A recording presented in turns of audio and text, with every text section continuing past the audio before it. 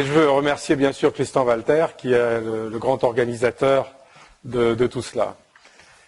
Bien, j'ai prévu de faire quelque chose d'assez inhabituel. Enfin, j'ai tenté une fois de ce que je vais refaire aujourd'hui, et ça avait bien marché. Plutôt que de présenter des idées sous une forme académique, je voudrais vous présenter l'origine de ces idées, d'où ça vient, en tout cas comment moi j'ai vu apparaître les idées, sachant que moi je n'ai été que l'instrument momentané à différentes phases de la progression de ces idées. Et les idées, comme vous le savez, sont libres, elles appartiennent à tout le monde peut se les approprier, c'est fait pour ça. C'est peut-être le seul, avec l'air, avec l'oxygène de l'air, c'est peut-être le seul bien libre que nous ayons sur cette terre, les idées. Alors, je vais vous expliquer au fond comment est apparu progressivement le concept qu'on qualifie aujourd'hui d'agriculture écologiquement intensive. Alors, je vais vous dire que ce que je vous raconte est entre autres dans un petit livre qui est en train de paraître aux éditions de l'Aube. C'était une conférence que Bruno Parmentier, que vous avez vu, je crois, il y a peu de temps, m'avait demandé de faire à l'ESA d'Angers. Et puis, ça a été tiré gratuitement à 6000 exemplaires, ce qui est assez impressionnant, ce qui veut dire que ces idées intéressent. Et les éditions de l'Aube ont proposé de les rééditer. Et donc, je crois, quelques semaines avant le Salon de l'agriculture, ça va être disponible. Alors, donc, agriculture écologiquement intensive, c'est un mot qui choque certains, qui intéresse d'autres. Et je vais vous expliquer d'où vient un peu le concept, d'après en tout cas ce que j'ai vu. La première chose, c'est que dès les années 70, au plan international, la question de l'agriculture et de l'environnement était posée. Elle a été posée, puis elle a été un peu oubliée. Dans les années 70, à partir de 1973, il y a eu un choc pétrolier, et ce choc pétrolier a fait trembler les fondations d'un certain nombre de grands raisonnements. Et on s'est intéressé à la pollution de l'agriculture en France, pollution au phosphate d'abord, pollution au nitrate. Tout ça a continué, mais dans les années 80, peut-être un peu moins. Et à l'échelle internationale, le thème de la déforestation et des conséquences de la déforestation date largement des années 70. Un petit peu avant, dans les années 60, René Dumont avait bien sûr anticipé vraiment de longue main toutes ces problématiques, ainsi qu'une dame, Esther Boserup, qui avait, plus que René Dumont, assis les bases scientifiques d'une réflexion sur la relation entre l'agriculture, le paysage d'une part, et l'environnement d'autre part. Je vais très très vite. En 1986, le CIRAD me demande de monter une unité de recherche sur les questions de politique agricole, et très vite on fait de la prospective, et faisant de la prospective, on tombe sur les rares travaux existants à l'époque qui insistent sur la montée démographique à l'échelle mondiale et la question légitime de la nourriture, de l'alimentation de cette population mondiale. Les auteurs sur ces questions étaient peu nombreux, René Dumont, M. Klatzmann de l'Institut national agronomique, qui avait fait un livre qui s'appelait « Nourrir 12 milliards d'hommes », et puis deux frères, les frères Paddock, aux États-Unis, qui s'inquiétaient de l'évolution de la courbe démographique. Et nous avons commencé, à partir de 1987-88, à accumuler de la littérature au CIRAD et à nous inquiéter, enfin à reposer la question.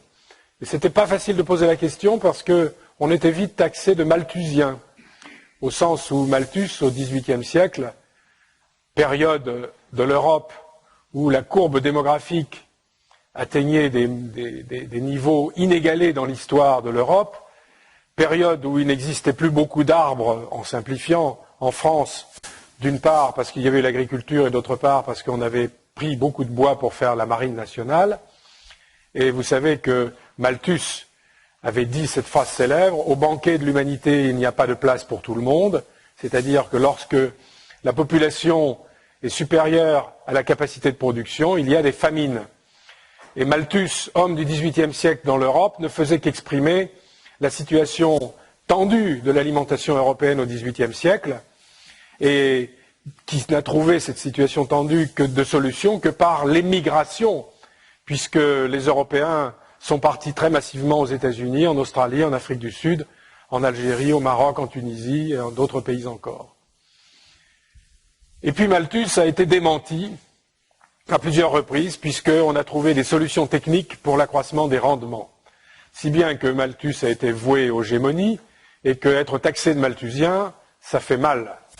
Et nous avons été un petit peu taxés de malthusianisme à l'époque, mais nous prétendions qu'il fallait poser la question démographique et la question de l'alimentation mondiale, parce qu'au fond, tout ça n'était abordé que d'une manière très superficielle. Et puis en 1992, une grande bifurcation. La conférence de Rio, le sommet de la Terre, présidé par Maurice Strong, je vous dirai plus tard pourquoi ce nom est important. Et 92-93, les centres internationaux de recherche agronomique, ceux qui sont nés de la Révolution verte, je vais expliquer comment et pourquoi tout à l'heure, les centres internationaux de recherche agronomique, le CIMIT pour le maïs et le blé au Mexique, l'IRI pour le riz aux Philippines, insistaient beaucoup sur la grande question environnementale liée à l'agriculture, en disant l'agriculture est globalement polluante, elle transforme beaucoup les écosystèmes et on ne sait pas exactement où on va. Donc le mot environnement est apparu massivement et au CIRAD nous nous sommes demandé ce qu'il fallait faire et une littérature qui commençait à foisonner sur l'interaction environnement-agriculture. En 1994, ces mêmes centres internationaux entrent en crise financière. Pourquoi? Ils avaient été bâtis pour faire la révolution verte, c'est pourquoi tout à l'heure, et puis les donateurs avaient estimé que ce n'était plus la peine de financer la recherche agronomique internationale. C'est ce qu'on appelle le donors fatigue, qui est la fatigue de la main qui n'arrive jamais à rentrer dans la veste pour sortir le portefeuille. Ce donors fatigue a menacé les 10 000 emplois de la recherche agronomique internationale de façon assez claire. Et j'ai eu la chance, avec Henri Carsala, d'être un des 8 personnes qui a été choisies pour réfléchir à cette crise et trouver des idées sur l'avenir de la recherche agricole et agronomique mondiale. Ce panel a été présidé par un Anglais, M. Gordon Conway, qui s'était rendu célèbre par ses travaux sur la lutte biologique, principalement en Asie du Sud-Est. Vous verrez pourquoi c'est important que cet homme de la lutte biologique ait été nommé par les bailleurs de fonds de la recherche agronomique internationale comme président de ce panel, parce que ça nous a beaucoup influencé. Alors nous avons fait dans ce panel une première analyse classique de l'évolution démographique, de l'évolution alimentaire. Nous avons fait des courbes, et puis au fond nous nous sommes dit, effectivement dans l'histoire du monde, il y a eu des périodes de crise, notamment au XVIIIe siècle en Europe, mais bien d'autres crises encore, pour autant qu'on ait la trace historique dans l'histoire des sociétés. Et puis, il y a eu quand même, dans les années 30, 40, 50, des crises à répétition, aboutissant à des famines, mais entre les famines, des pénuries graves dans l'ensemble de l'Asie. Et notamment en Inde et en Chine. La Chine de l'époque de la Grande Marche de Mao Tse-tung, 49, la Chine était dans un état de misère, il y avait des campagnes considérables, bien pire que l'Europe du XVIIIe siècle.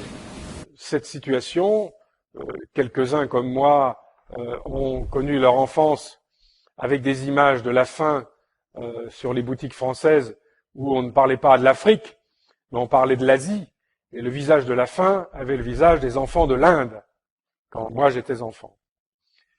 Donc tout le monde se préoccupait de la question indienne. Donc on avait de la pitié pour les enfants de l'Inde, mais on avait peur des petits Chinois, parce que c'était l'époque de l'avènement du communisme en Chine.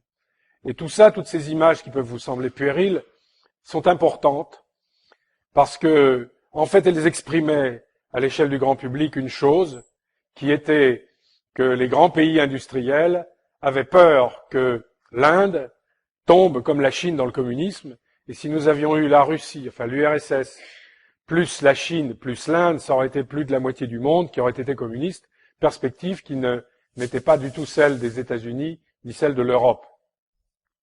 Et donc il a été décidé à cette époque de résoudre la question de la faim, de supprimer les famines.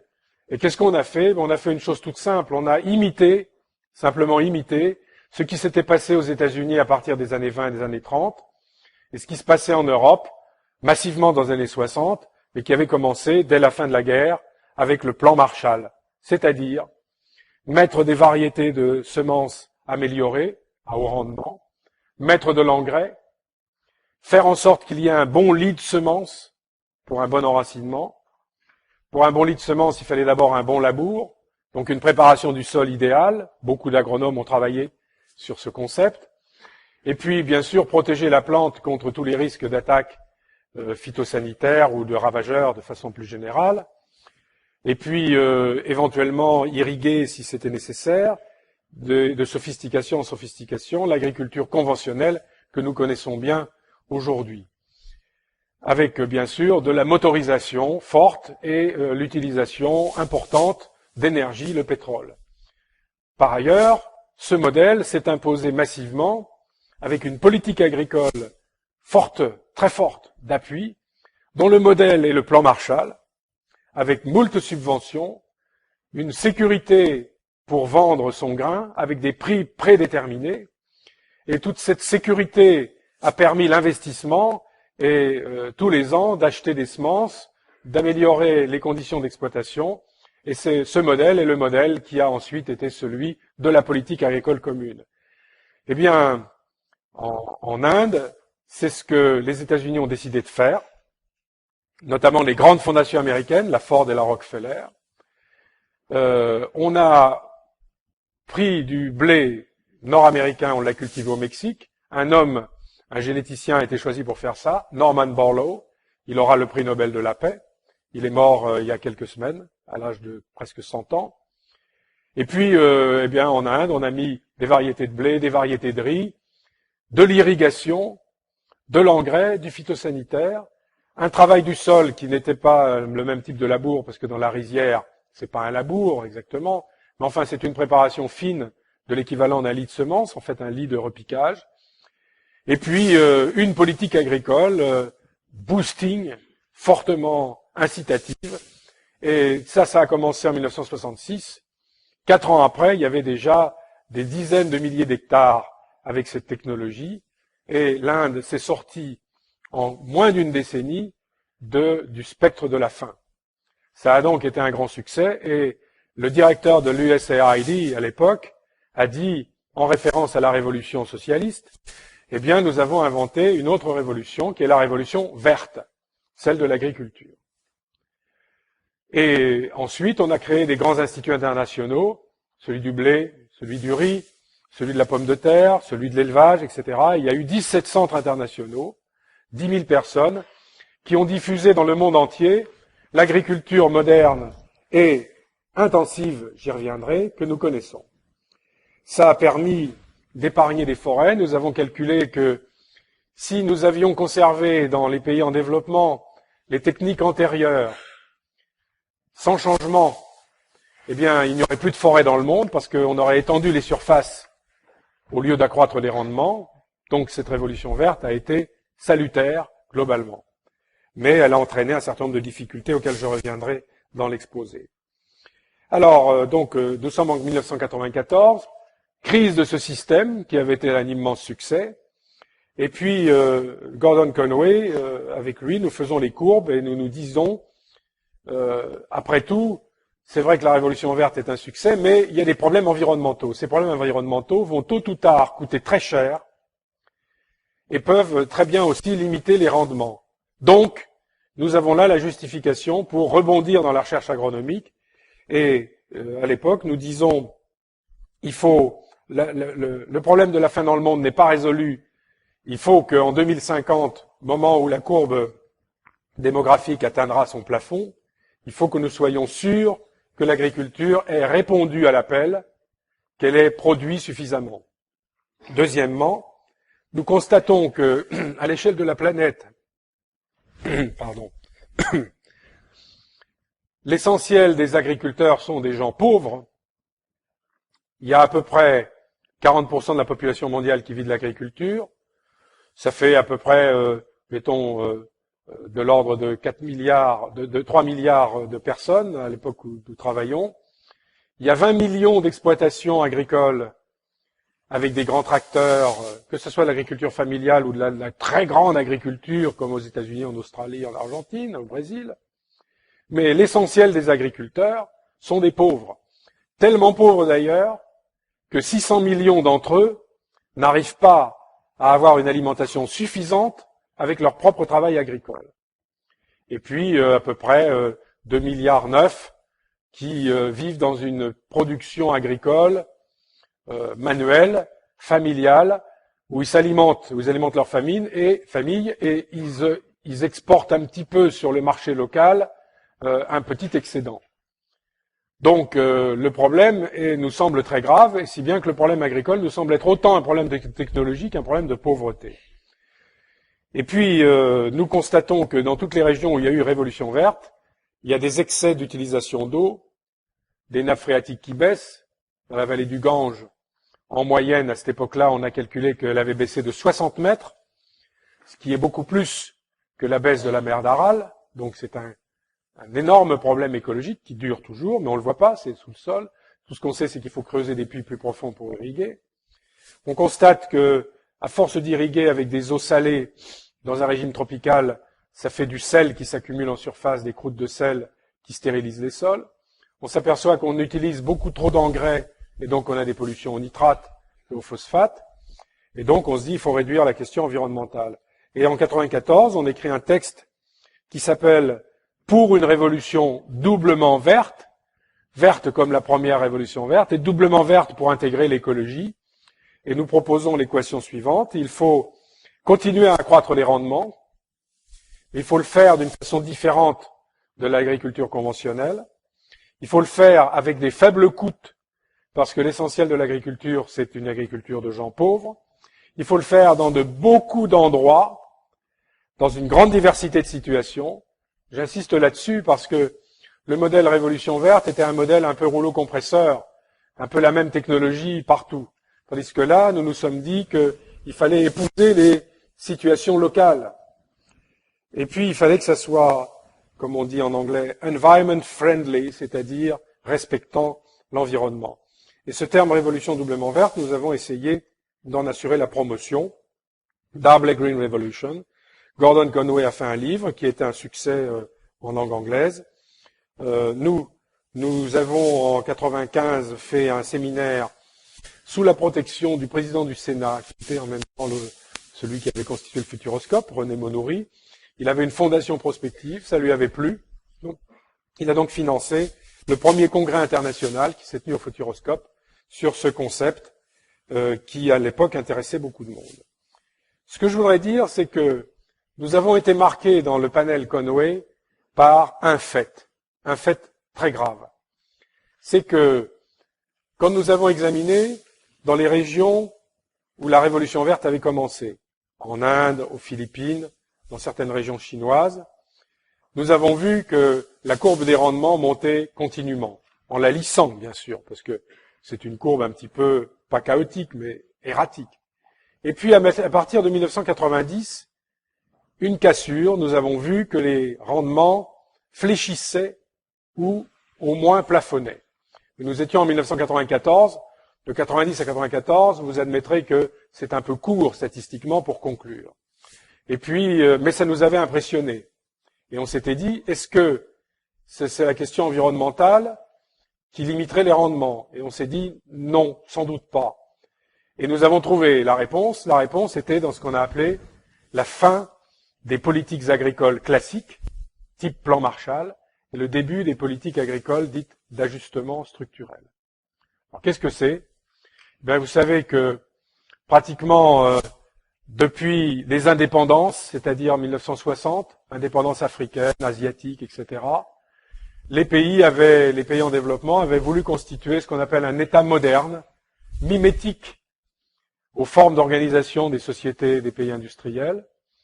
Et comme ils n'avaient pas beaucoup d'entreprises ni d'industriels mis de service, ils ont constitué de toutes pièces les instruments nécessaires, sous forme de sociétés nationales. Et puis on a fait des écoles, des universités, on a formé des jeunes gens, ingénieurs, docteurs, etc., qui sont immédiatement rentrés dans ces sociétés nationales. Ces sociétés nationales, avec un temps d'apprentissage un peu long, n'arrivaient pas rapidement à être efficaces. Et finalement, l'efficacité de l'appareil a été mise en cause, alors que tout ça a été financé en grande partie sur des prêts. Et à partir de 1981, 82, 83, les échéances de remboursement arrivent et on se rend compte qu'il n'y a pas eu de croissance suffisante dans les pays pour pouvoir rembourser les prêts. Donc, crise financière. 86, sommet de la crise financière des pays en développement, cessation de paiement du Mexique, cessation de paiement de l'Argentine et d'autres pays asiatiques, intervention dès 86, 87, 88 du Fonds monétaire international et de la Banque mondiale. Première chose, ils disent qu'il faut réduire les dépenses de l'État. Où sont les dépenses de l'État? Dans les subventions à l'agriculture. En Inde, on finançait l'électricité, elle était gratuite pour le pompage de l'eau. On mettait des prix élevés aux producteurs, des prix bas aux consommateurs pour favoriser les consommations urbaines. Subventions au matériel, au petit matériel, subventions aux semences et aux engrais. C'était très cher. En Afrique, la même chose. Et donc, le FMI dit, si vous voulez rembourser la dette, ce qui est obligatoire, on supprime les subventions à l'agriculture.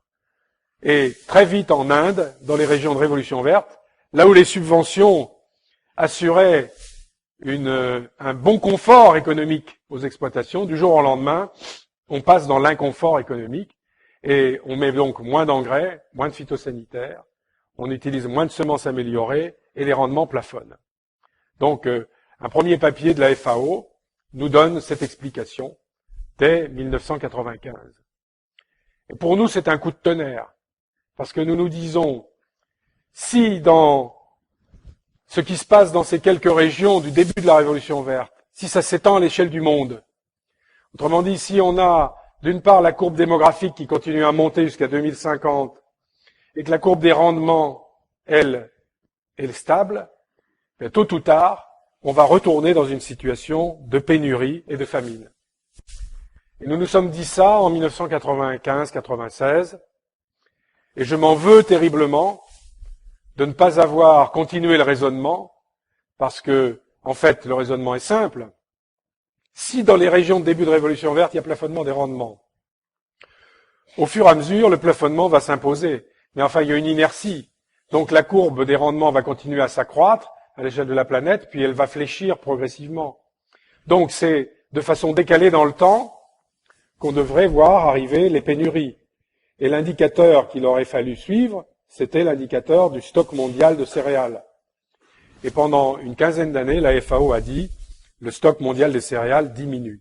C'est ce qu'on appelle un indicateur, un signal faible, faiblement ressenti, et nous avions de quoi l'interpréter, nous ne l'avons pas interprété. Et j'y viendrai tout à l'heure pour expliquer la crise de 2008. Donc nous sommes en 95-96, on fait le séminaire du Futuroscope, on fait un bouquin en langue anglaise qui s'appelle Towards the Double Green Revolution. Ça passe bien dans les instituts internationaux. En France, pas beaucoup d'écho. Simplement, le CIRAD continue ses travaux. Quelqu'un en solitaire au Brésil, au CIRAD, fait un travail assez gigantesque de réflexion sur le non-labour, le semi-direct, sous des couvertures végétales vivantes et des couvertures végétales mortes. Une unité de recherche se fonde sur ces questions. En 96 a lieu à Madagascar un séminaire sur ces questions.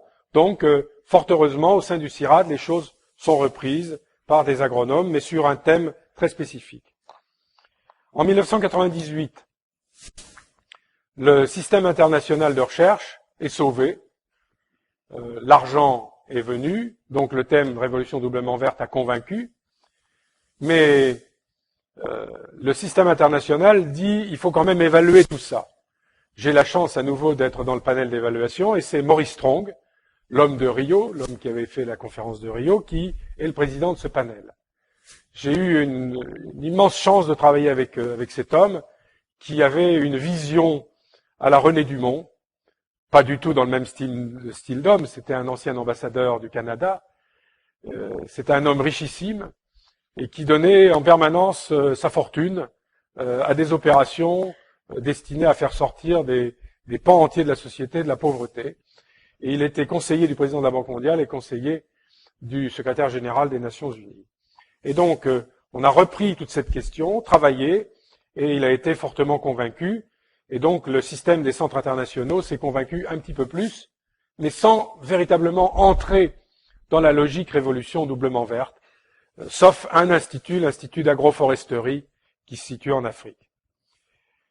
En 2000, le Fonds français pour l'environnement mondial, alors comme je le présidais déjà, c'était pas très compliqué, le Fonds français pour l'environnement mondial décide de financer le CIRAD sur des travaux de non-labour semi-direct sous couverture végétale, avec un angle très particulier qui est si on fait des couvertures végétales, et que ces couvertures végétales en se décomposant font transiter de la biomasse épigée à de l'humus, donc qui est sous le sol, eh bien on fait un puits de carbone.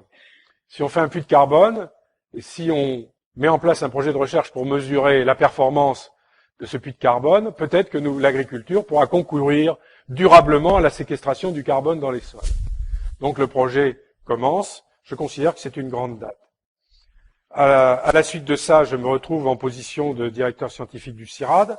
Ça n'a strictement aucun effet, à ma connaissance, sur la persuasion vis-à-vis des collègues d'aller plus vite et plus loin dans ce domaine. Tout le monde est intéressé par les concepts. Certains font un peu plus de travaux en agroforesterie. Les collègues de l'agronomie font un petit peu plus de travaux, mais nous sommes loin de l'inspiration générale que, pour ma part, je réclamais sur les thèmes révolution doublement verte. Mais à la même époque, Gordon Conway est anobli par la reine d'Angleterre. Son livre a porté, mais le seul effet qu'aura eu le thème révolution doublement verte en Angleterre, ça aurait été d'anoblir Gordon Conway. Et il a fait une très belle carrière de conférence. Comme il ne se passait plus bien grand-chose, et qu'entre-temps j'avais été viré de mon poste de directeur scientifique par les aléas habituels de la vie des grands organismes, je me retrouve en situation de me dire la révolution doublement verte, c'est fini. Et puis on me demande chez Odile Jacob d'écrire un livre dessus, donc j'écris un livre, ça tombait bien, j'avais du temps, et on me propose d'entrer à l'Agence nationale de la recherche. Donc je me dis je change de métier, mais on me demandait à l'Agence nationale de la recherche de promouvoir un programme allant dans ce sens. Donc je me dis je change de cheval, ça sera très bien. Le livre est rédigé, le livre ne décolle pas du tout dans les ventes. Il est publié en 2006, ça n'intéresse pas grand monde. Je me suis dit, j'aurais au moins fait honnêtement mon travail, je passe à l'ANR et j'essaye de promouvoir les idées.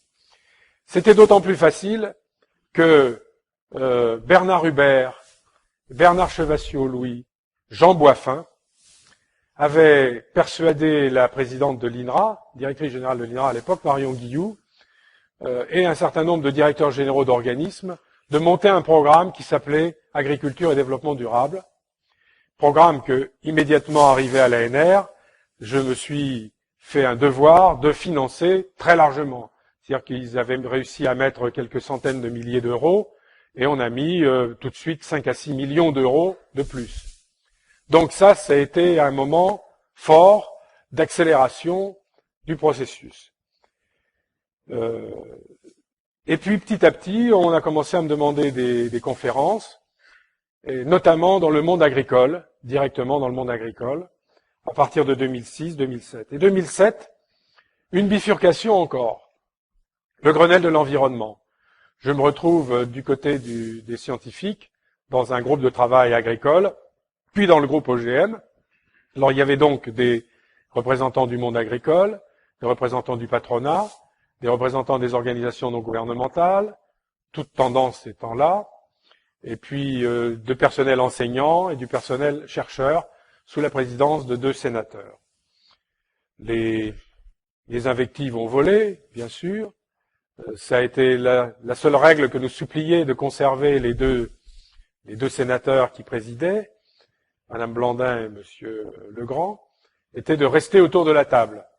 La compensation étant que les noms d'oiseaux étaient proportionnels au fait de devoir rester autour de la table.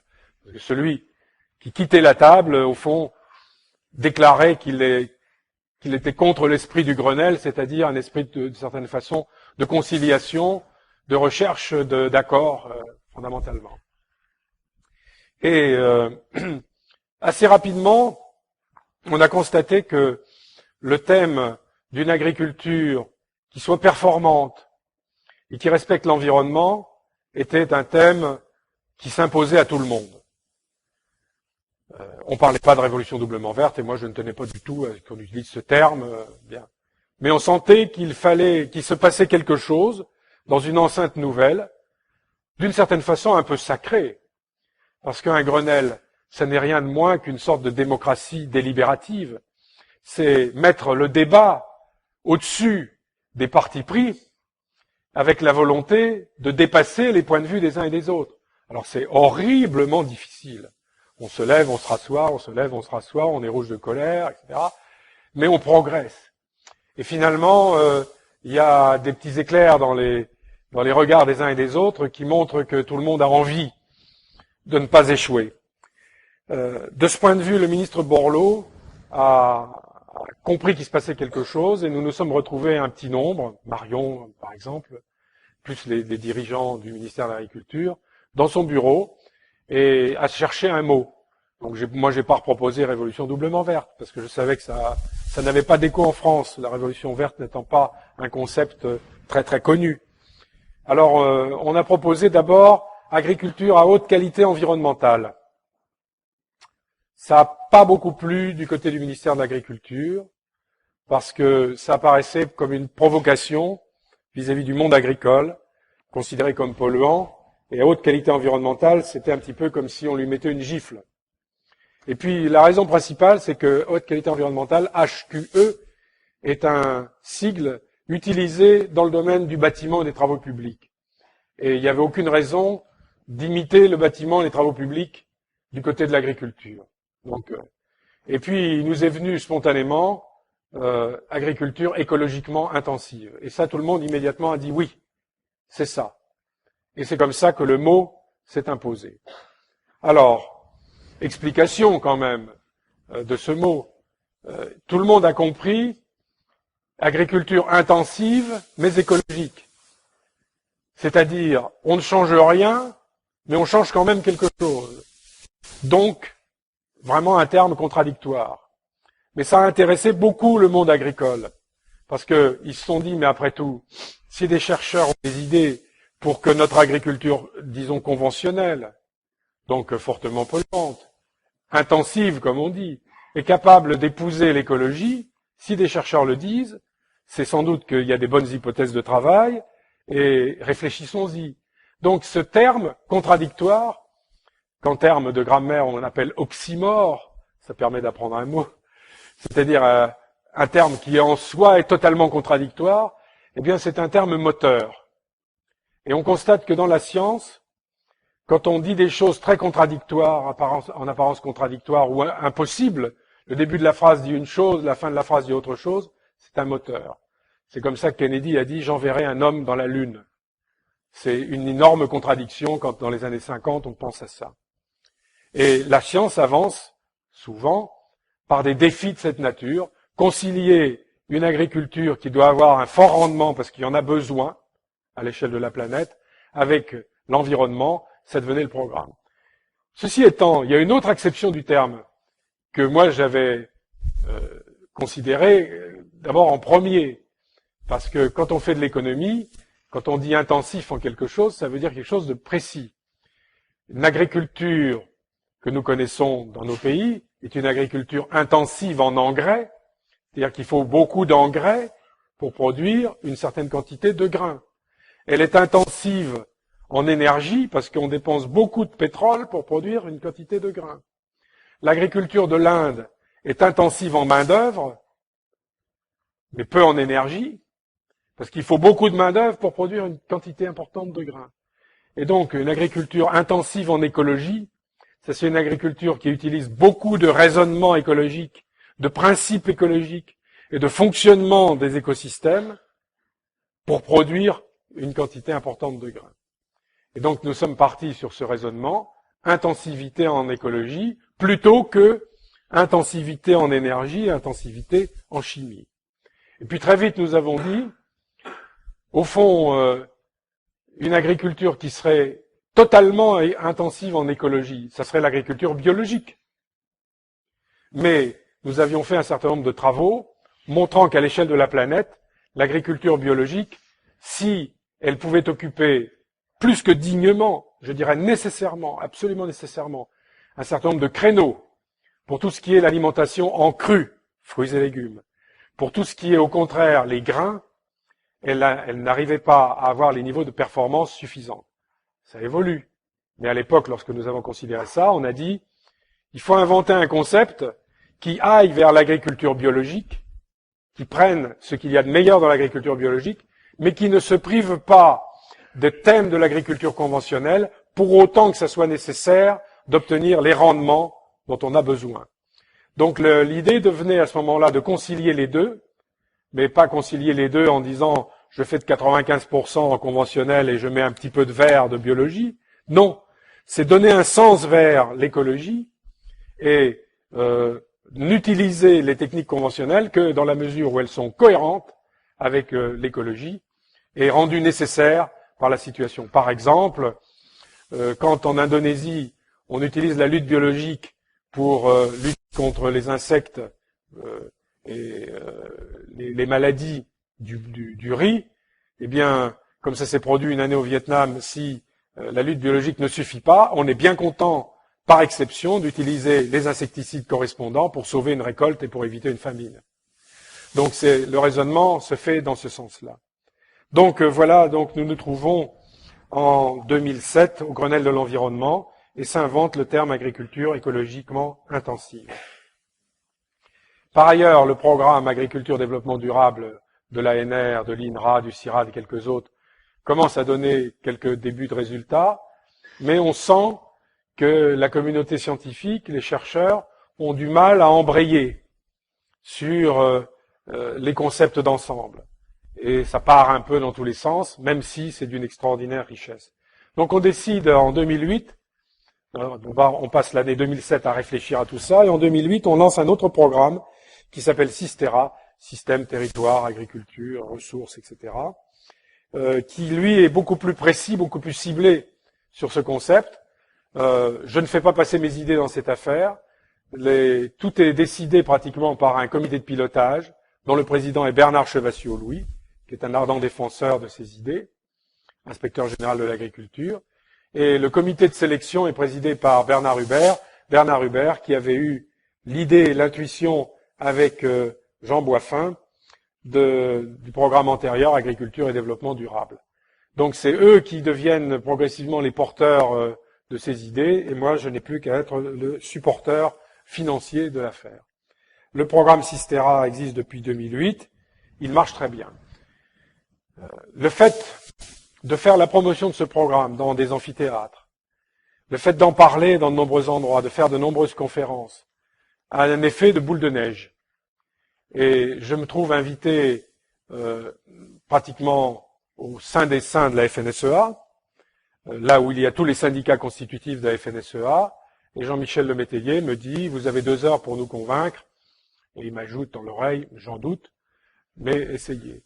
Mais Christiane Lambert, bien connue dans l'Ouest, au contraire, m'a fortement soutenu, et ainsi que Xavier Belin, bien connu dans le centre, dans la Beauce, et ils m'ont fait faire des conférences chez eux, directement au contact du monde agricole, pour tester les idées, tester le langage, et voir comment les gens étaient intéressés. Et ça, les succès, les meilleures questions que j'ai eues sont venues directement du monde agricole. Donc, je me sentais à l'aise devant la FNSEA, et aussi bien sur le plan technique que sur le plan politique, je pense que les gens de la FNSEA ont vibré et qu'il s'est passé quelque chose. Et j'ai été invité ensuite très largement par des fédérations départementales, par des chambres d'agriculture, beaucoup plus que ce que je ne pouvais faire. Et donc j'ai vu petit à petit un mouvement se créer et ce mouvement est en pleine croissance. Alors, Bruno Parmentier m'a demandé de faire une conférence à l'ESA, à l'École supérieure d'Angers. Le fait que ce petit bouquin se soit diffusé à 6000 exemplaires et qu'il se soit lassé de distribuer gratuitement parce que son budget commençait à fléchir, montre qu'il se passe quelque chose. Et puis, quand on regarde autour de nous, il y a de nombreuses des clubs au fond d'agriculteurs, des mouvements, type le mouvement Base. Il y a un mouvement autour dans la Sarthe aussi qui est extrêmement vivace. C'est créé l'Institut d'agriculture durable. Il y a des sites de plus en plus nombreux sur les questions d'agriculture de conservation. Au plan international, il y a une explosion du nombre de termes. Le CIRAD utilisait le terme agroécologie, qui est un terme qui marche bien, qui est bien repris. Révolution doublement verte, on n'en parle plus beaucoup, sauf de quelques centres internationaux. L'UICN, l'Union internationale pour la conservation de la nature, utilise le terme éco-agriculture, qui est un peu l'inverse d'agroécologie, mais qui revient au même. En Inde, le principal auteur de la Révolution verte, Swaminathan, celui qui a donné son nom à de nombreuses variétés de riz, crée les biovillages à Pondichéry, avec un concept extrêmement complexe de révolution doublement verte, qu'il baptise Evergreen Revolution, c'est-à-dire révolution toujours verte, il fallait qu'il ait son propre terme à lui. Et puis, agriculture de conservation est un terme qui s'est imposé largement aux États-Unis. Voilà. Donc, il se passe quelque chose un peu partout dans le monde de ce point de vue. Alors, nous arrivons en fin 2007 et début 2008. Arrive la crise alimentaire. Et là, comme je vous disais tout à l'heure, moi je m'en veux de ne pas avoir anticipé. Alors, la crise alimentaire, vous l'avez vu, c'est la même semaine, 30 villes dans le monde, avec des manifestations de gens qui disent on n'a pas d'argent pour acheter parce que les prix sont trop hauts. Alors, immédiatement, dans ce cas-là, vous savez, nous sommes tous la même chose, tous pareil, on écoute la radio, la télévision, on voit quelques guignols comme moi qui prennent la parole. Et puis, la première des choses, quand il y a un mouvement de cette nature, c'est qu'on cherche le coupable. Donc, on a d'abord désigné la spéculation. Bien. Alors, c'est toujours facile de pendre à un crochet le spéculateur. Mais, on a cherché dans des bureaux des spéculateurs. On a trouvé de beaux jeunes hommes de 28 ans, 30 ans, qui avaient fait un master à Dauphine, propre sur eux, etc., qui disaient, ben oui, les prix ont augmenté, voilà ce qui s'est passé. Donc on a anticipé à la hausse, on a fait notre travail. Donc ce n'étaient pas des gens hideux, avec des doigts crochus. Et puis petit à petit, beaucoup de gens, enfin ça n'a pas été trop dit, mais se sont dit, mais au fond, nous sommes tous peut-être spéculateurs en fonction de l'endroit où nous mettons nos économies. Et le système économique lui-même est un système qui favorise les spéculations dès l'instant où on peut se faire de l'argent quand il y a une spéculation à la hausse. Donc il ne fallait pas chercher du côté de la spéculation. Alors certains ont dit très vite, c'est simplement le fait qu'il y a eu deux. Alors c'est vrai, je reprends, c'est vrai que la spéculation est une des causes de la montée en flèche des prix, mais il y a d'autres causes. Alors tout le monde a dit, c'est parce qu'il y a une sécheresse en Australie. Je passe outre le fait que certains disent c'est le changement climatique, d'autres disent on ne peut pas dire que c'est le changement climatique. Il y a eu quand même une sécheresse. L'Australie produisait 20 millions de tonnes de céréales, elle en consommait 10, elle en exportait 10 traditionnellement. Pourquoi? C'est un grand pays exportateur, ben parce que ce sont des très grandes exploitations agricoles, avec des charges unitaires peu élevées, et utilisant très peu d'engrais. C'est vrai qu'il ne pleut pas énormément, mais avec de faibles rendements et d'immensité territoriale, ils pouvaient alimenter une grande partie du marché mondial. S'ils disparaissent 2 années de suite du marché mondial, bien évidemment, ça fait fléchir l'offre. Donc, c'est une autre raison. Mais la troisième raison, c'est que les stocks mondiaux étaient tendus, de plus en plus tendus. Pourquoi ces stocks étaient-ils tendus? Ben pour la raison que je vous expliquais tout à l'heure, que nous avions vue et oubliée, vue dès 95 et oubliée dès 97-98, qui était simplement que partout dans le monde où il y avait eu la révolution verte et les grandes transformations agricoles, on arrivait vers un plafonnement des rendements. Et ça, c'est pas simplement en Inde, aux Philippines, dans les zones de révolution verte. On le voit pour le maïs aux États-Unis, pour le soja en Argentine, le maïs au Brésil, partout dans le monde, jusque et y compris dans le bassin parisien. Parce que les politiques d'ajustement structurel, les réformes de la PAC pour ce qui nous concerne, ont amené les uns et les autres à mettre moins d'engrais et à obtenir des rendements moins intéressants, moins importants, mais éventuellement des rendements plus en rapport avec la nécessité de préserver l'environnement et de moins gaspiller les ressources. Mais par ailleurs, il y avait d'autres explications, moins visibles a priori. L'autre explication, c'est que en Inde, en Chine surtout, dans tous les pays qu'on a appelés successivement les tigres et les dragons en Asie, eh bien, les classes moyennes ont pris beaucoup d'importance démographique. Et qui dit classe moyenne dit plus de consommation de viande. Il y a une grande loi universelle qui est que nous mangeons ce qui nous apporte de l'énergie, base amidon, ce qui nous apporte des vitamines, les fruits, des légumes, et ce qui nous apporte avec la viande, plus particulièrement des protéines, sachant que les protéines peuvent venir aussi des légumes. Et que, sans que l'on sache vraiment pourquoi, mais c'est inscrit sans doute dans notre patrimoine, dès qu'on a un peu d'aisance, on mange plus de viande et on diversifie. On en mange tellement de la viande qu'on arrive à des sommets de consommation de viande. Et comme vous le savez, il y a deux types de viande, de ce point de vue. La viande qui est produite par des herbivores, moutons, chèvres, bovins, et généralement, on pense aux alpages, ce sont des zones qui ne sont pas cultivables de façon conventionnelle. Donc, heureusement que les herbivores sont là pour transformer de l'herbe que nous ne pouvons pas digérer en quelque chose que nous pouvons manger, du blé, du lait ou de la viande. Et puis, il y a les granivores, les porcs, les volailles, et aussi les bovins, qui de plus en plus sont granivores. Et on pense bien sûr aux États-Unis, où on mange beaucoup de maïs, de soja, de tourteaux, etc. Or, alors il y a les poissons aussi qui sont granivores, qui le deviennent de plus en plus. Et plus on va vers des animaux comme les bovins, plus il faut un nombre important de calories végétales pour obtenir une calorie animale.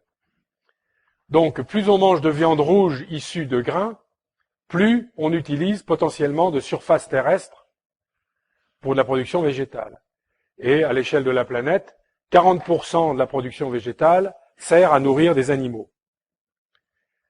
Donc, si, pour dire le raisonnement stupide, s'il n'y avait plus d'animaux granivores, ce qui serait dramatique, nous pourrions augmenter de façon considérable la production végétale pour la population humaine et pratiquement être certain d'alimenter la population humaine en 2050 à partir de végétaux. Mais c'est pas possible, et on ne va pas renoncer à la viande et n'accepter de viande que dans la mesure où elle serait d'herbivores. Et puis, très souvent, la production de volailles, par exemple en Asie, est intimement liée au recyclage des déchets. Les canards vivent dans les rizières, mangent les grains qui tombent, tout ça fait partie de systèmes relativement intégrés.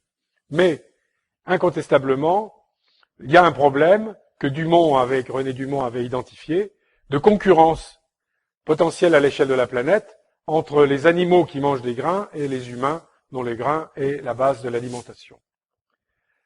Bon, donc, au fur et à mesure que croissent les classes moyennes, ça se traduit par un accroissement très vif de consommation de viande, et cet accroissement vif de consommation de viande se traduit par un besoin en terres nouvelles important. Autrement dit, plus la Chine, par exemple, mange de viande, plus elle a besoin de produire de maïs et de soja. Comme la Chine n'a pas des réserves foncières gigantesques, elle est obligée d'importer. Et nous nous sommes rendus compte, à partir de pratiquement 2002-2003, que si nous faisions un scénario 2050 pour voir comment la planète s'alimenterait, nous nous sommes rendus compte que la progression actuelle, les tendances actuelles étaient des tendances qui débouchaient sur des situations d'impossibilité. C'est-à-dire que si tout le monde avec une croissance souhaitée, passer en 2050 dans les classes moyennes et mange autant de viande que mangent les classes moyennes européennes et américaines, à ce moment-là, il n'y aurait pas assez de surface terrestre pour produire. Pourquoi il n'y aurait pas assez de surface terrestre? Alors c'est un point qui est toujours controversé. La FAO dit qu'on n'utilise que 40% du sol, c'est vrai, mais on utilise les meilleurs 40%. Les autres 40% sont des zones qui sont de moins en moins bonnes, au fur et à mesure que nous pénétrons dans l'espace planétaire, soit qu'il s'agisse de zones de plus en plus arides, soit qu'il s'agisse de forêts tropicales. Et la forêt tropicale, nous en avons besoin à 2 titres. Au titre de la réserve d'eau que cela représente.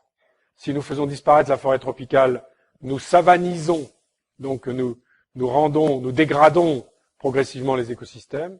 Et le deuxième titre, c'est que c'est une réserve considérable de biodiversité.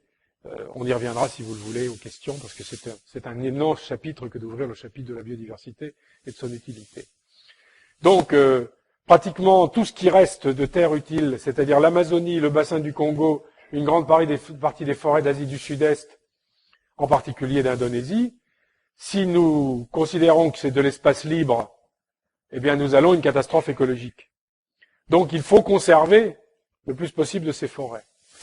Et puis par ailleurs, il y a les biocarburants qui sont arrivés dans le raisonnement. Alors on peut déclarer, j'étais un des premiers à dire attention, si il n'y a plus de pétrole un jour et qu'on veut remplacer ce merveilleux liquide si plein d'énergie par centimètre cube, si facile à diviser en petites quantités dans des pompes à essence et si facile à consommer dans des moteurs à explosion, si la seule alternative de production liquide de carburant vient de l'agriculture, à ce moment-là, il faudra autant de terre pour produire de biocarburants que de terre pour produire de l'alimentation. Donc c'est pas possible, on n'a pas 2 terres. Ceci étant, l'essence et les carburants liquides sont installés de façon durable dans nos pratiques quotidiennes, si bien que une partie de l'agriculture produira pour les biocarburants. Donc inévitablement, de façon réaliste, ne serait-ce que par inertie, il va bien falloir que sur la planète, on se serre les coudes entre la nécessité de conserver la biodiversité, de conserver des écosystèmes conservant l'eau, de mettre un peu de place pour les agrocarburants, de mettre beaucoup de place pour l'alimentation humaine, directe ou indirecte par les animaux. Et quand on fait ce calcul, on se rend compte que c'est pas gagné en 2050 et qu'on pourrait très bien, entre maintenant et 2050, avoir en permanence une situation de tension. Alors, au fond, pour bien comprendre les choses, il faudrait visualiser 2 courbes. La courbe de l'évolution démographique, c'est une courbe en S. C'est une courbe qui a monté au XIXe siècle. Monté, nous sommes encore dans la montée, puis ça se stabilise en 2050. Et la réponse productive, eh bien, elle est un peu autour de cette courbe des besoins liés à la démographie. Alors, de temps en temps, ça décroche un peu, ça fait des famines. Ça raccroche, ça fait des périodes de perte de prospérité, et ça redécroche. Et donc, entre maintenant et 2050, le risque, c'est d'avoir des petits décrochements, ou des moyens décrochements, et éventuellement des grands décrochements. Mais ces 2 courbes sont des courbes qui sont en train de lutter l'une contre l'autre, si je puis dire, de façon imagée. Il y a une course de vitesse entre la démographie et la capacité planétaire à produire assez.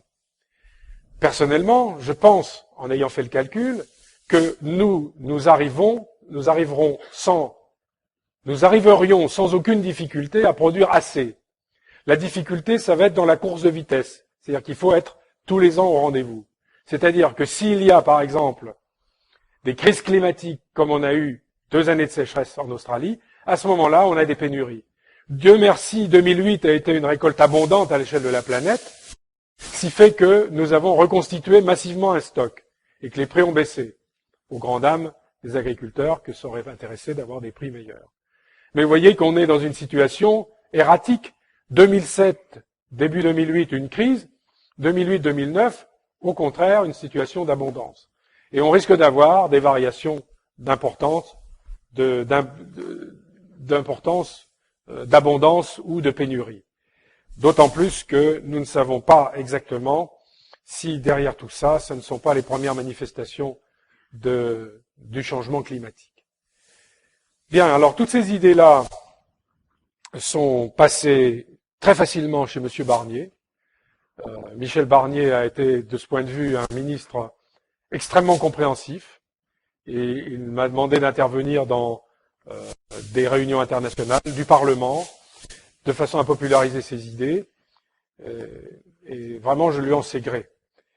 Et puis, nous arrivons vers aujourd'hui, où, en 2009, une très grande coopérative, Terrena, l'ancienne Cana d'Ancenis, bien célèbre par ici, Terrena décide d'aller dans le sens d'une agriculture écologiquement intensive et demande à quelques-uns de constituer une association, me demande d'en prendre la présidence, une association de promotion du concept. Donc nous avons constitué une association de préfiguration qui s'appelle Association internationale pour une agriculture écologiquement intensive. Sa déléguée générale est Marie-Hélène Aubert. Marie-Hélène Aubert était députée vert européen. Toutes ses assises sont rurales. Elle était longtemps en Beauce. Et elle a préféré abandonner la politique pour se consacrer au dialogue, elle qui est ancienne parti vert, au dialogue avec le monde agricole, pour aller plus vite et plus en confiance dans la synergie entre le travail des agriculteurs, pour produire plus et mieux, et la conciliation avec l'environnement. Et nous avons Christiane Lambert dans le conseil d'administration, et un certain nombre de personnes représentant les différentes tendances intellectuelles. Et le but de cette association, c'est de faire dialoguer. C'est la seule ambition, c'est comme le Grenelle, c'est de rester autour de la table, en étant extrêmement différents, parce que plus nous sommes différents, plus nous sommes prompts à identifier les questions qui sont les vraies questions, celles qui opposent, celles qui fâchent. Mais nous ne nous fâcherons pas, nous discuterons jusqu'au bout, de façon à progresser. Et alors avec deux instruments, un instrument qui va être un site web. Le principe de ce site web, ça va être de faire rencontrer des informations, que ce soit des informations qui viennent des producteurs eux-mêmes et de leur expérience. Il y a un mouvement de gens qui prennent des risques sur le terrain et il faut leur rendre vraiment hommage sur la capacité qu'ils ont à prendre des risques pour faire eux-mêmes de l'expérimentation. Des travaux de chercheurs qu'il va falloir peut-être traduire pour les déjargonner un peu, mais de façon à ce que tout le monde y ait accès. Des brèves, des informations diverses et variées, des fragments de cours d'enseignants qui voudront bien nous donner parce que la pédagogie est leur apanage. Et au fond, derrière tout ça, il y a un nouveau modèle sous forme de réseau. Nous ne sommes plus dans un système où la recherche, la grande recherche officielle, va dire « Attendez, on va identifier les solutions, on va les expérimenter, puis on vous dira comment faire ». On est dans un système où tout le monde a envie d'expérimenter, tout le monde a envie d'échanger avec tout le monde, et personnellement, j'accorde la même importance qualitative à des idées qui peuvent avoir été celles d'un agriculteur qui un matin a une idée lumineuse que n'importe quelle idée d'un autre chercheur. Il faut faire rencontrer, nous sommes dans une phase où nous n'avons plus le temps, et les agriculteurs ne sont pas ceux du 19e siècle, ils ont tous des niveaux de formation importants. Il faudrait d'ailleurs aller encore plus loin dans la formation des jeunes agriculteurs. Et au fond, il va se passer dans l'agriculture ce qui se passe dans le monde industriel. Le secteur privé, que sont les agriculteurs et les organisations d'agriculteurs, peuvent très bien eux-mêmes réaliser une partie du travail d'expérimentation et d'inventivité et de créativité. Alors, pour terminer, sur le concept lui-même. Bien, vous comprenez que tout ça, toute cette histoire, nous débouche sur la mise en équation d'une question terrible. Comment faire en sorte que le monde entier soit alimenté en 2050 de façon satisfaisante? Il nous faudra donc gérer la planète. Au passage, tous les agriculteurs actuels qui sont pauvres ne vont pas avoir des enfants riches. Donc, une nouvelle génération d'agriculteurs pauvres va succéder à la génération actuelle. Deuxièmement, quand on fait l'histoire du développement, depuis la révolution industrielle, on considère que l'agriculture, c'est un secteur qui perd de la main-d'œuvre, en acquérant de la productivité.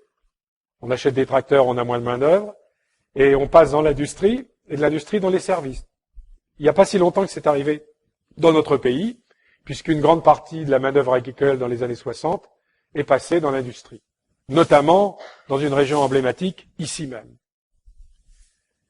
Si maintenant, nous projetons cette histoire, l'agriculture fournit de la main-d'œuvre à l'industrie et aux services, à l'échelle de la planète tout entière, en projetant les choses au rythme où les choses se font. Simplement, la totalité des agriculteurs de Chine, si dans 40 ans, ils passent dans l'industrie et dans les services, de telle manière qu'ils auraient, comme nous, 2%, 3% de la population active dans l'agriculture.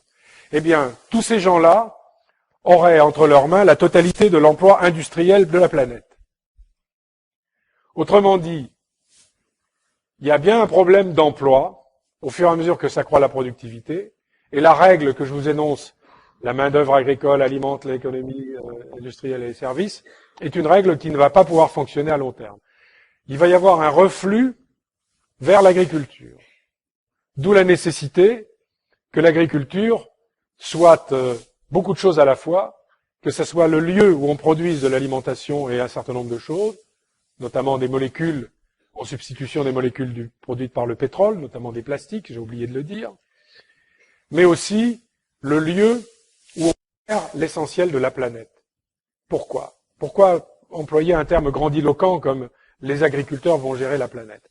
Ben simplement parce que c'est vrai, car l'agriculture n'est pas grand-chose d'autre que l'utilisation de l'écosystème, et l'écosystème, la matrice de l'écosystème, c'est le sol.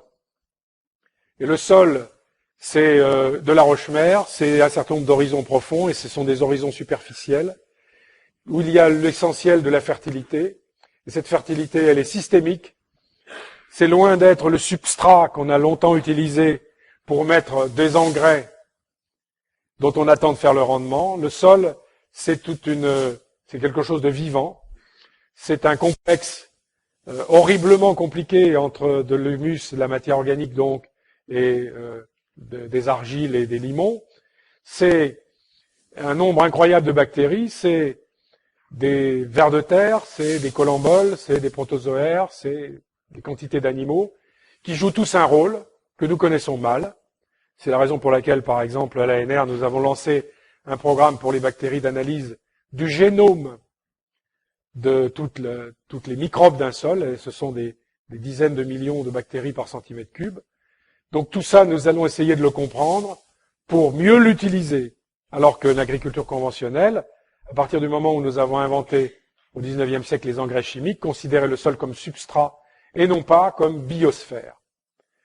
Donc si nous ne nous trompons pas, c'est-à-dire il y a très peu de chances qu'on se trompe, qu'il faille entretenir la biosphère et faire en sorte que la biosphère soit plus productive et qu'elle conserve toutes les qualités qui font que c'est un système fonctionnel et vivant, eh bien à ce moment-là, les seuls qui peuvent le faire sont les agriculteurs, parce que bien évidemment, on ne va pas demander au titre de l'environnement de créer des entreprises d'entretien de la biosphère.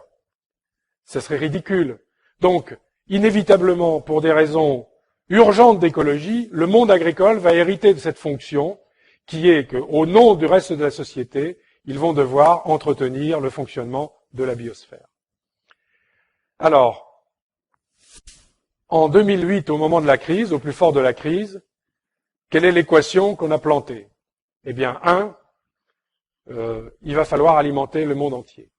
2, la planète n'est pas très grande, donc on est obligé d'accroître les rendements, ce que nous avions dit en 94-95. Donc avec de meilleurs rendements. 3, avec un problème terrible, qui est que nous utilisons beaucoup d'énergie, que l'énergie coûte très cher, et la crise de 2008 a fait monter en flèche le prix du pétrole, ce qui a rendu le labour extrêmement coûteux. Et ce qui fait que, par exemple, traversant le Berry au moment de Noël, l'an dernier, je voyais que du labour, je me disais, tiens, c'est curieux que personne ne change, j'ai vu un champ ou deux sans labour, et cette année, en traversant, j'ai vu presque que du non-labour. Donc, la persuasion du coût du labour pour passer au semi-direct à quelque chose qui est un levier puissant. Donc ça coûte très cher en énergie. Notre agriculture est incroyablement intensive en énergie. Si l'énergie devient rare, il va falloir changer une grande partie des choses. Et les grandes firmes de mécanisation sont en train de se poser des questions dans ce domaine. Autre chose, nous avons oublié que les engrais azotés, c'est de l'énergie, puisque l'azote qui nous vient des nitrates c'est d'abord de l'azote qui vient des gaz naturels, du gaz naturel. Il faut le sortir du gaz naturel, l'isoler de l'hydrogène et d'autres gaz. Il faut le transformer en NH4, puis en NO3. C'est extrêmement coûteux. Quant au gaz lui-même, qui est la matière première de l'engrais azoté, son prix est un prix qui est proportionnel à celui du pétrole.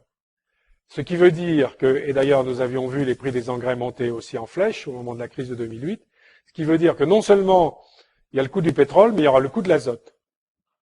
Donc il va falloir trouver des alternatives au problème de l'azote. La troisième chose qui est importante, c'est le phosphore, les phosphates. Les phosphates, ce sont des gisements qui sont limités à l'échelle de la planète. Plus exactement, les gisements intéressants, les gisements à haute teneur en phosphate, sont peu nombreux. Et ils coûteront de plus en plus cher à extraire, et ils seront de plus en plus rares. Alors, c'est pas pour les agriculteurs d'aujourd'hui, mais dans 15 ans, 20 ans, 30 ans, il va falloir avoir trouvé des solutions alternatives au phosphate. Et là, pour le moment, il n'y a aucune idée. Bien. Ensuite, l'eau. L'eau va être sans doute, à l'échelle de 50 ans, redistribuée de façon différente sur la planète, en raison du changement climatique. Cette région où nous sommes, la plupart des modèles nous donnent 150 à 200 mm de moins dans 60 ans, 70 ans. C'est-à-dire un climat presque de type méditerranéen. Donc il va bien falloir que nous trouvions le moyen de conserver l'eau si on veut obtenir des rendements à tout le moins égaux à ceux que nous avons aujourd'hui. Donc ça fait beaucoup déjà. Autre chose encore, le phytosanitaire. Jusqu'à présent, nous avons le confort de certaines molécules, mais avec des désagréments, et vous le savez bien, c'est terriblement conflictuel du Grenelle de l'environnement, dans la mesure où les sociétés sont de plus en plus opposées à l'utilisation de molécules phytosanitaires, il faudra bien sûr les faire disparaître. Ce qui pose dès aujourd'hui des problèmes difficiles d'alternatives. Alors, que faire? D'autant plus que ces molécules, même s'il n'y avait pas l'opposition de la société, posent un problème écologique d'une autre nature, c'est que, par exemple, pour les maladies cryptogamiques, il y a une telle capacité de mutation dans les spores des champignons que ces mutations produisent de façon certaine, au bout d'un certain nombre d'années, un petit nombre d'années, des résistances biologiques aux molécules qui ont été faites. Et ces molécules coûtent très cher à être créées, très cher à être développées, et ça met beaucoup de temps pour qu'elles soient homologuées.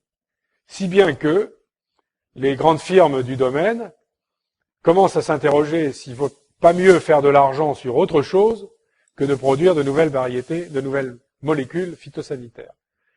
C'est une interrogation qui existe. Autrement dit, il va falloir aussi intensifier l'effort de recherche sur les alternatives. Alors, quelles sont les alternatives? Parce que vous pouviez dire, donc, trouver une agriculture qui soit très productive, qui n'attaque pas l'environnement, qui soit peu utilisatrice d'énergie, qui soit alternative en matière d'engrais, phosphatés et nitrates, qui utilise le moins possible de molécules phytosanitaires, qui soit économe en eau, qui soit agréable à regarder du point de vue du paysage aussi, parce que ça rapporte aussi de l'argent, le paysage, par exemple.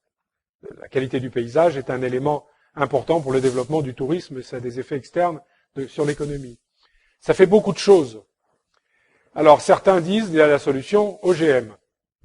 La solution OGM consisterait à faire résoudre, entre guillemets, par une graine, tous les problèmes qu'on a évoqués. C'est-à-dire que la graine, la plante serait résistante à la sécheresse, qu'elle utiliserait parfaitement même de faibles quantités d'engrais, qu'elle aurait vraiment le gène du Bt et peut-être d'autres gènes de façon systématique pour lutter contre la plupart des insectes, etc. Et qu'on aurait résolu éventuellement, en utilisant les OGM actuels, le problème des mauvaises herbes. Parce que quand on fait plus le labour, on a un problème de mauvaises herbes. Bon, chacun peut penser ce qu'il veut, c'est quand même, pour le moment, de l'ordre du fantasme. Et on ne peut pas attendre que les firmes aient fait tout ça, d'autant plus qu'il y a, comme vous le savez, vous le savez bien évidemment, une opposition aussi farouche aux OGM que celle qu'il y a, encore plus pire d'ailleurs, encore pire, que l'opposition aux pesticides. Alors, il y a donc très peu d'autres solutions possibles. Celle qui vient à l'esprit immédiatement, c'est le raisonnement, l'agriculture raisonnée. C'est réduire les doses. Mais l'agriculture raisonnée, si elle est intéressante au plan économique, si elle ne fait pas fléchir énormément les rendements, n'est peut-être pas la solution offrant les performances qui seront nécessaires à très long terme. Il faut doubler sur 45 ans la production mondiale, sans trop accroître les surfaces. C'est pas une affaire simple que de trouver une solution à la fois productive et qui corresponde à tout ce qu'on vient de dire comme contrainte. Alors, la solution sur laquelle nous travaillons, agriculture écologiquement intensive, donc je répète, et je terminerai là-dessus, cherche à intensifier des phénomènes écologiques. Alors prenons quelques exemples très simples qui sont en train de passer dans la vie courante. Un collègue de l'INRA de Versailles a calculé que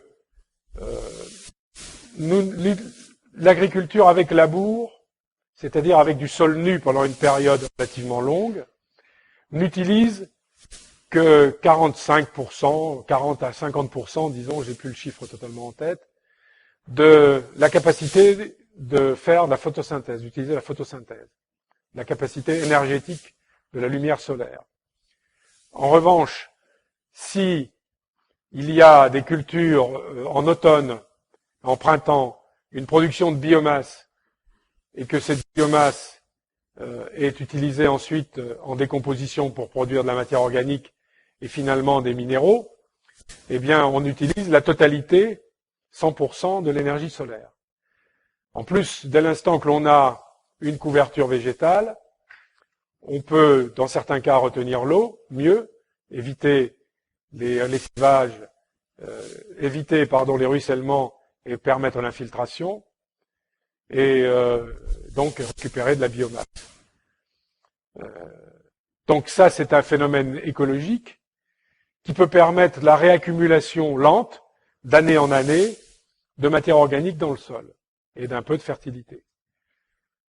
Autre exemple, l'utilisation bien connue de la lutte biologique. Quand même, la pyrale du maïs avec comment ça s'appelle déjà, les trichogrammes. Je commence à fatiguer. C'est une méthode qui est quand même maintenant largement courante. Le problème, c'est que quand j'étais dans mon école agronomique, il y a plus de 40 ans maintenant, on parlait déjà de la lutte biologique et que nous n'avons pas consacré sur les 40 années une véritable priorité à la lutte biologique et à son débouché naturel qui est la lutte intégrée.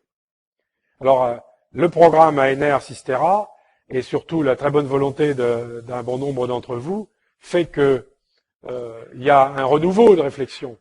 Mais les capacités dans les réseaux trophiques qu'il puisse y avoir pour un insecte d'être le prédateur d'un autre, pour un champignon d'être le parasite d'un tel ou tel insecte, et la multiplication, je ne dirais pas à l'infini, mais quand même, la multiplication de ce genre de phénomènes, leur connaissance, leur domestication, leur utilisation, c'est un champ encore relativement important d'investigation pour la lutte intégrée. Et donc, c'est bien l'utilisation d'un mécanisme écologique, et c'est bien la domestication de ce mécanisme écologique dont il s'agit. Mais je le répète, sans pour autant se priver, dans des cas extrêmes, de recourir à des insecticides lorsqu'il faut sauver la récolte. Il y a des choses qui sont plus subtiles. L'eau, par exemple. Retenir l'eau dans un paysage au sens écologique du terme. Eh bien, ça commence à l'échelle de la parcelle. Si il y a une culture permanente, s'il y a un mulch, ce mulch d'abord retient l'eau, permet de l'infiltration, permet de recharger plus facilement les nappes phréatiques, ce qui serait bien utile en Beauce, par exemple, puisqu'on est obligé de calculer en permanence de combien on peut emprunter la nappe phréatique en fonction de ce qui est tombé antérieurement. Donc si on arrive parcelle par parcelle, point par point, pixel par pixel du territoire, à refavoriser l'infiltration plutôt que le ruissellement, ça sera tout à fait intéressant. Ensuite, il y a bien sûr les haies qui peuvent retenir un peu l'eau, et d'une manière générale, tout le réaménagement du paysage. Là, je suis bien sûr en train de parler un peu de notre pays, mais il y a des exemples fabuleux dans le Sahel où, à partir d'une quarantaine de techniques de réinstallation de végétation, on arrive à réintroduire l'eau comme si c'était un phénomène d'éponge dans l'écosystème et à accroître de façon très significative la productivité de la biomasse, faire revenir l'élevage en particulier et avoir des rendements agricoles bien plus intéressants que les quelques quintaux qu'on obtient habituellement. Donc, le raisonnement sur la façon dont il faut repenser l'eau dans le paysage, c'est quelque chose de très important et ça va être très difficile parce que ça veut dire qu'il faut penser ça parcelle par parcelle, petit bassin versant par petit bassin versant, et que la logique de la réaccumulation de l'eau, si notre climat se dégrade, la logique d'amélioration de l'eau dans l'écosystème va demander des efforts conjoints et coordonnés de tous les agriculteurs d'une même zone. De la même façon, peut-être que dans certains cas de lutte biologique, il va falloir que tout le monde s'entende pour faire à peu près la même chose en même temps. Ce qui veut dire que ça va introduire des contraintes qui viennent de l'écosystème sur le comportement des agriculteurs. Ce qui n'est pas une affaire facile à discuter. Mais on voit des exemples qui marchent d'ores et déjà dans un certain nombre de parcs régionaux où les contraintes écologiques font partie du cahier des charges. Et ma foi, par la discussion, on arrive généralement à résoudre les choses. Alors il y aurait beaucoup d'autres exemples à donner sur des mécanismes écologiques. Il y en a une bonne trentaine. Ils sont dans ce petit livre juste effleuré. Nous mettrons ça sur le site web de l'association Agriculture écologiquement intensive. Et nous prévoyons tous les ans de faire 2 jours, peut-être 3 jours à l'abbaye de Fontevraud, donc dans l'ouest, dans la région d'Angers, pour que tous ceux qui ont envie de discuter, de présenter leur expérience, de relativiser aussi, de critiquer, aient la possibilité de le faire, parce que discuter est encore la meilleure des choses. Un site web, ça permet de diffuser un peu d'informations, mais seule la discussion permet d'avancer. Voilà, j'espère que je n'ai pas été trop long et qu'on a, oui, on a le temps pour les questions.